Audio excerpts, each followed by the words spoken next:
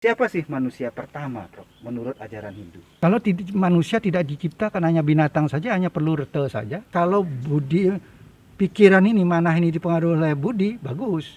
Kalau dipengaruhi ahamkara, inilah keutamaan manusia. Dia bisa menentukan dirinya, saya mau menjadi orang baik atau menjadi orang jelek. Nah, disinilah diperlukan agama.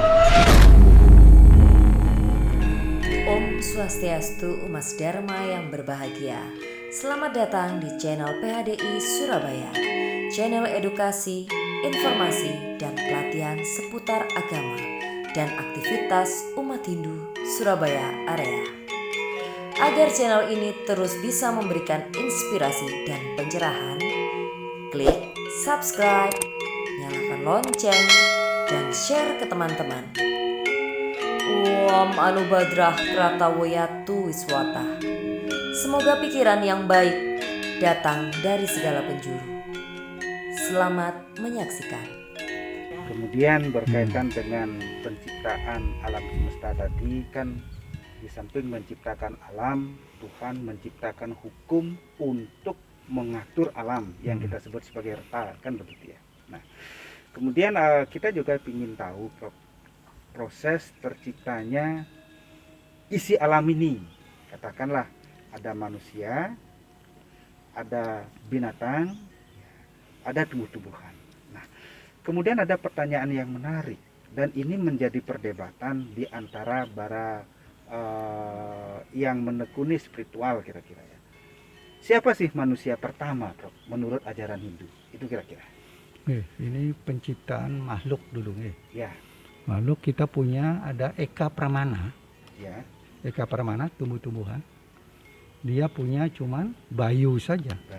Bayu saja, kalau ini punya bayu saja. Tenaga gitu ya. Punya tenaga saja, tenaga untuk tumbuh. Tapi di tenaga ini ada tempat suci, di sanalah melinggih Sang kekuatan. Sang Yang Bayu itu melinggih di sana, bayu. Kemudian yang kedua diciptakan binatang, bayu dan sabda. Jadi bisa bayu dan sabda. Karena kenapa binatang diciptakan belakangan? Karena binatang butuh tumbuh-tumbuhan. Ya kan, untuk bisa dimakan kan butuh tumbuh-tumbuhan gitu. Yeah. Kemudian baru diciptakan manusia, bayu, sabda, ide. Nah, disinilah sebetulnya kenapa perlu agama. Kalau manusia tidak diciptakan hanya binatang saja, hanya perlu rete saja. Tapi karena manusia diciptakan, dia diberikan ada budinya atau kecerdasan kita, ada rasanya, kemudian ada manahnya, kemudian ada ahamkaranya. Nah, inilah manah, ahamkara dan budi. Kalau budi, pikiran ini, manah ini dipengaruhi oleh budi, bagus. Kalau dipengaruhi ahamkara, inilah keutamaan manusia. Dia bisa menentukan dirinya, saya mau menjadi orang baik atau menjadi orang jelek. Nah, disinilah diperlukan agama. Diwahyukan agama, jalan agama itu mengandung parawidya, ilmu imaterial tadi, ilmu spiritual.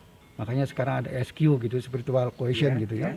Ilmu spiritual dan ilmu material, aparawidya. Untuk apa? Untuk menuntun rohani dan jasmani manusia. Jadi manusia tadi adalah ciptaan Tuhan yang spiritual dan material. Kita kan Atman ada di dalam kita. Itu adalah spiritual kita, badan kita adalah material kita. Ya, untuk apa? Pendakian moral dan spiritual. Makanya Hindu kalau orang beragama, harus buah dari agama itu moral dan spiritual.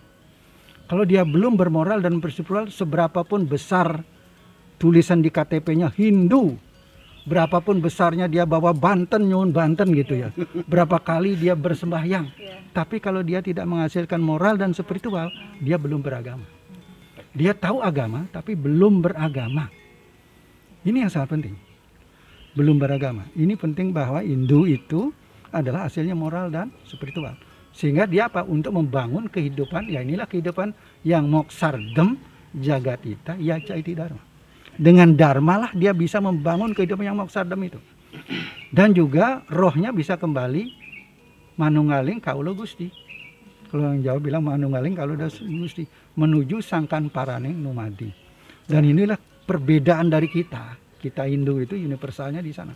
kita bisa Brahman, Atman, menyatu. Akyam gitu ya. Brahman, Atman, Akyam. Iya. Itu Brahman, Atman, Akyam. Menyatunya Brahman dengan Atman, kan Atman. begitu Prof. Ya. Menyatunya Brahman dengan Atman. Jadi Kalau orang- tidak di sekeliling Tuhan tapi menjadi satu dengan Tuhan. Bukan Begitu. berada di sisi Tuhan, tapi Iya. kita menyatu dengan Tuhan. Itulah sebabnya genitri kita Iya. itu jumlahnya 108. Tuhan itu 9, angka 9 kan simbol dari Tuhan. Angka 9 itu lebur di sana, 108 itu kan 9. Iya. Jadi lebur di sana, bukan angka 9-nya muncul tapi lebur di sana di dalam 109. Dan Upanishad kita juga jumlahnya 108. 108. Oke Prof, tadi kan sudah disampaikan bahwa Tuhan kemudian menciptakan alam beserta isinya. Isinya alam, kalau kita lihat tingkatannya kan ada 3, mulai dari tumbuh-tumbuhan, binatang atau hewan, dan manusia. Menempatkan manusia sebagai ciptaan yang paling utama. Nah, tetapi kalau kita lihat perjalanannya kan semua ciptaan ini terikat kepada hukum karma.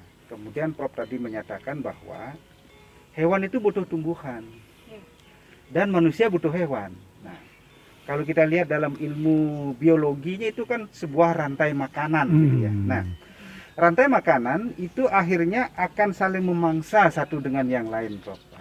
Nah, apakah ini tidak melanggar doktrin ahimsa, Prof? Ya, karena ahimsa kan ceritanya tidak boleh membunuh. Ya. Nah, itu kira-kira gimana, Prof? Bagus, bagus. Banyak